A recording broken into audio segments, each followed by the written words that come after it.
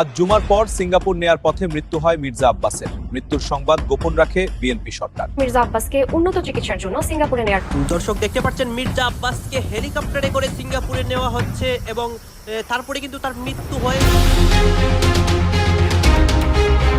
এদিকে আজ জুমার পর শেষ নিঃশ্বাস ত্যাগ করেন মির্জা আব্বাস। উন্নত চিকিৎসার জন্য সিঙ্গাপুর নেওয়া হচ্ছিল, এয়ার অ্যাম্বুলেন্সে মৃত্যু হয় তার। এই সংবাদটি এখনো গোপন রেখেছে বিএনপি সরকার। এই জন্য অনেক নেতাই অ্যাকশনে আছে রাজপথে।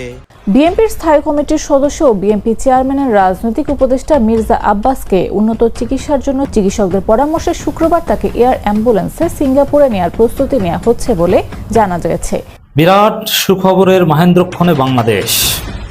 সংসদ শুরু হওয়ার সাথে সাথে বিএনপি জামাত যথেষ্ট ঐক্যমত হয়ে গিয়েছে এবং অনেক কাছাকাছি এসেছে।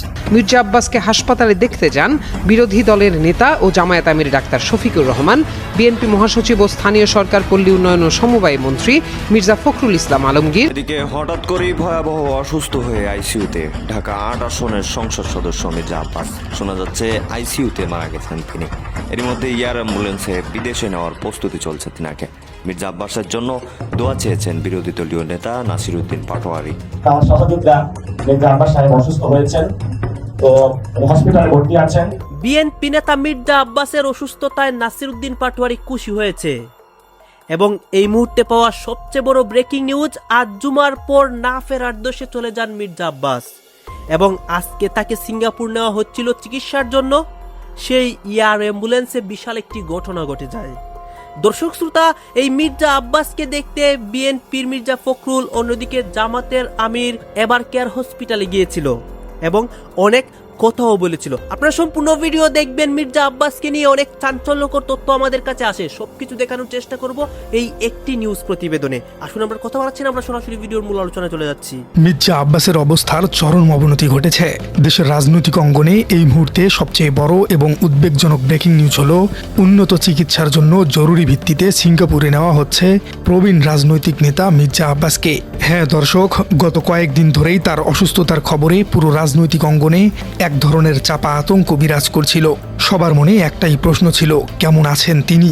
কিন্তু আজকে দলের এবং পারিবারিক সূত্রের দেওয়া সর্বশেষ খবর অনুযায়ী দেশের চিকিৎসকদের পরামর্শে তাকে দ্রুত দেশের বাইরে স্থানান্তরের এই চূড়ান্ত সিদ্ধান্ত গ্রহণ করা হয়েছে।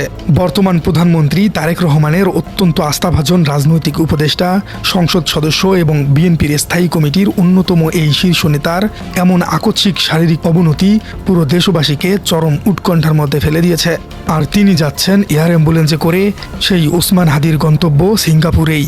মির্জা আব্বাসের এই সিঙ্গাপুর যাত্রার পেছনের ঘটনাটি জানতে হলে আমাদের একটু ফিরে তাকাতে হবে গত বুধবারের দিকে। সেদিন ছিল পবিত্র রমজান মাসের একটি সাধারণ দিন। সারাদিন রোজা রাখার পর ইফতারের সময় ঘনিয়ে আসে। পারিবারিক সূত্র থেকে গণমাধ্যমকে জানানো হয়েছে যে ইফতারের সময় ঠিক যখন তিনি পানি পান করছিলেন, ঠিক তখনই ঘটে যায় সেই অনাকাঙ্ক্ষিত ঘটনা। পানি পান করার সময় হঠাৎ করেই তিনি জ্ঞান হারিয়ে ফেলেন। বয়সের ভার এবং দীর্ঘদিনের রাজনৈতিক চাপ সব মিলিয়ে তার শরীর হয়তো চরম ক্লান্তিতে ভুগছিল। এমন প্রবীণ মানুষের এভাবে হঠাৎ জ্ঞান হারিয়ে ফেলার দৃশ্য পরিবারের সদস্যের জন্য কতটা আতঙ্কের হতে পারে তা সবার অনুমেয়। জ্ঞান হারানোর পর তাকে বাসায় প্রাথমিক কিছু সেবা দেওয়ার চেষ্টা করা হয়, কিন্তু অবস্থার কোনো উন্নতি না হওয়ায় গভীর রাতেই তাকে দ্রুত রাজধানীর এই হাসপাতালে ভর্তি করানো হয়, অর্থাৎ সেই এভার কেয়ার হসপিটালে। সেই রাত থেকেই চিকিৎসকদের একটি বিশেষ বোর্ড তার শরীরের অবস্থা নিবিড়ভাবে পর্যবেক্ষণ করে। হাসপাতালে ভর্তির পর বুধবার রাত এবং বৃহস্পতিবার সারাদিন তাকে দেশের বিশেষজ্ঞ চিকিৎসকরা তত্ত্বাবধানে রাখেন। কিন্তু শারীরিক অবস্থার আশানুরূপ কোনো উন্নতি না হওয়ার কারণে চিকিৎসকদের কপালে চিন্তার ভাঁজ পড়ে যায়। দলের পক্ষ থেকে একটি আনুষ্ঠানিকভাবে বার্তাও দেওয়া হয়। এই বার্তায় অত্যন্ত স্পষ্টভাবে জানানো হয় যে মির্জা আব্বাসকে আজকেই এয়ার অ্যাম্বুলেন্সে করে উন্নত চিকিৎসার জন্য সিঙ্গাপুরে নেওয়ার চলছে। বিশ্লেষকদের সরাসরি পরামর্শেই এই সিদ্ধান্ত নেওয়া হয়েছে। সাধারণত দেশের শীর্ষস্থানীয় রাজনৈতিক বা ভিআইপিদের ক্ষেত্রে যখন দেশের চিকিৎসকরা আর ঝুঁকি নিতে চান না, তখনই সিঙ্গাপুরের মতো বিশ্বমানের চিকিৎসা ব্যবস্থায় স্থানান্তরের পরামর্শ দেওয়া হয়।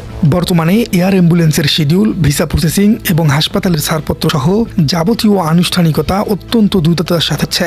যে কোনো মুহূর্তেই তাকে বহনকারী এয়ার অ্যাম্বুলেন্স সিঙ্গাপুরের উদ্দেশ্যে ঢাকা ত্যাগ করতে পারে বলে জানা গেছে। তবে এই উৎকণ্ঠার খবরের মাঝেই বৃহস্পতিবার রাতে হাসপাতালে এমন একটি ঘটেছে যা দেশের রাজনৈতিক ইতিহাসে এক নতুন ইতিহাস সৃষ্টি করেছে। মির্জা আব্বাসকে দেখতে সরাসরি বৃহস্পতিবার রাতেই হাসপাতালে ছুটে যান বাংলাদেশ জামায়াত আমির এবং জাতীয় সংসদের নবনির্বাচিত বিরোধী দল নেতা ডক্টর শফিকুর রহমান। হ্যাঁ দর্শক, ঠিকই শুনেছেন, মাত্র কয়েক ঘন্টা আগেই যিনি জাতীয় সংসদে দাঁড়িয়ে সরকারের বিভিন্ন কাজের গঠনমূলক সমালোচনা করেছেন, সেই বিরোধী দলীয় নেতাই রাতের বেলা ছুটে গেছেন ক্ষমতাসীন দলের একজন শীর্ষ নেতার শয্যা পাশে। তিনি হাসপাতালে অবস্থানরত মির্জা আব্বাসের স্ত্রী, জাতীয়তাবাদী মহিলা দলের সভানেত্রী আফরোজা আব্বাসের কাছে তার স্বামীর শারীরিক অবস্থা ও চলমান চিকিৎসার বিস্তারিত খোঁজখবর নেন। এ সময় তিনি মহান রবের নিকট মির্জা আব্বাসের আরোগ্য কামনা করে দোয়া করেন। রাজনীতির ভাষায় এই বিষয়টিকে দেখলে ঘটনাটি কোনো সাধারণ ঘটনা নয়, এটি হলো রাজনৈতিক পরিপক্কতা বা পলিটিক্যাল ম্যাচুরিটি। বিগত 15 বছর ধরে দেশের মানুষ দেখে এসেছে সরকারি দল এবং বিরোধী দলের সম্পর্ক মানেই হলো দা কুমড়ার সম্পর্ক। একে অপরের বিপদে হাসি ঠাট্টা করাই যেন একটি রাজনৈতিক নিয়মে পরিণত হয়েছিল।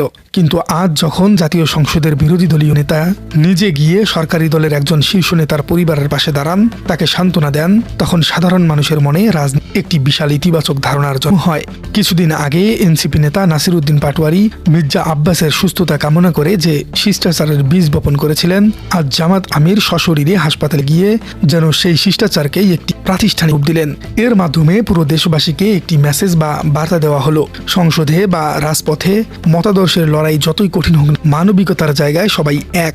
মির্জা আব্বাস শুধু একজন কেন্দ্রীয় নেতাই নন, তিনি ঢাকার রাজপথের একজন অত্যন্ত জনপ্রিয় এবং তৃণমূল ঘনিষ্ঠ নেতা। তার অসুস্থতার খবর শোনার পর থেকেই হাসপাতালের বাইরে এবং সামাজিক যোগাযোগ মাধ্যমে তার অনুসারী ও দলের সাধারণ কর্মীদের এক বিশাল আবেগের বিস্ফোরণ দেখা গেছে। তার স্ত্রী আফরোজা আব্বাস যখন দেশবাসীর কাছে দোয়া চেয়েছেন, তখন দলমত নির্বিশেষে সাধারণ মানুষ তার দ্রুত সুস্থতা কামনা করে প্রার্থনা করেছেন। এই যে সাধারণ মানুষের আবেগ, এটি আসলে কোনো নেতার একদিনের অর্জন নয়। মির্জা আব্বাসের অনেক অপরাধ থাকতে পারে, কিন্তু দিন শেষে তিনি বাংলাদেশের একজন প্রবীণ নেতা। হাসপাতালে চিকিৎসাধীন প্রধানমন্ত্রীর রাজনৈতিক উপদেষ্টা ও সংসদ সদস্য মির্জা আব্বাসকে উন্নত চিকিৎসার জন্য সিঙ্গাপুরে নেওয়ার প্রস্তুতি চলছে। বিএনপির তরফ থেকে এই তথ্য জানানো হয়েছে। রাজধানীর এভারকেয়ার হাসপাতালের সামনে রয়েছেন সহকর্মী হাসিবুল করিম বিজয়। আমরা যুক্ত হচ্ছি তার সাথে। বিজয়, মির্জা আব্বাসের স্বাস্থ্যের ব্যাপারে নতুন কোনো আপডেট আপনার হাতে রয়েছে কিনা? কখন নাগাদ তাকে সিঙ্গাপুরে নেওয়া হতে পারে? মারফি, এখন পর্যন্ত সিঙ্গাপুরে নেওয়া হয়নি, তবে সিঙ্গাপুরে নেওয়ার যে প্রস্তুতি সেটি চলছে বা সিদ্ধান্ত নেওয়া হয়েছে এমনটি আমরা জানতে পেরেছি। আমি যদি একটু বলি যে গত 11 মার্চ বুধবার কিন্তু ইফতারের পর তিনি অসুস্থ হয়ে পড়েন এবং ডাক্তারের সাথে কথা বলে 12 ঘন্টা পর্যবেক্ষণে রাখার পর আমরা জানতে পারি যে তার মাইল্ড স্ট্রোক হয়েছে, এমনটাই তথ্য ছড়ায়। এবং এর পরে কিন্তু আসলে বিএনপির বিভিন্ন নেতাকর্মীরা যারা আছেন, যেমন বিএনপির স্থায়ী কমিটির সদস্য মঈন খান এবং পাশাপাশি বিএনপি মহাসচিব মির্জা ফখরুল ইসলাম আলমগীর এবং সমাজ কল্যাণ বিষয়ক মন্ত্রী ডক্টর এজেড জাহিদ হোসেন তাকে কিন্তু দেখতে আসেন। এবং এছাড়াও যে জামাতের আমির ডক্টর শফিকুর রহমান এবং তিনিও দেখতে আসেন গতকাল বৃহস্পতিবার। তো এই মুহূর্তে এভারকেয়ার হাসপাতালের আসার পরে আমি যেমনটি জানতে পেরেছি, তাকে সিঙ্গাপুরে নিয়ে যাওয়ার যে সিদ্ধান্ত সেটি নেওয়া হয়েছে এবং সেই প্রস্তুতি চলছে। মারফি। বিজয়, আপনাকে ধন্যবাদ। সংসদ অধিবেশন শুরু হওয়ার সাথে সাথে বাংলাদেশের রাজনীতিতে আওয়ামী লীগের বিরুদ্ধে এক বিরল ঘটনা ঘটে গেছে। বাংলাদেশের রাজনীতি থেকে আওয়ামী লীগের বিদায় ঘণ্টা চূড়ান্তভাবে বেজে গেছে, বাস্তবে কার্যকর হয়ে গেছে।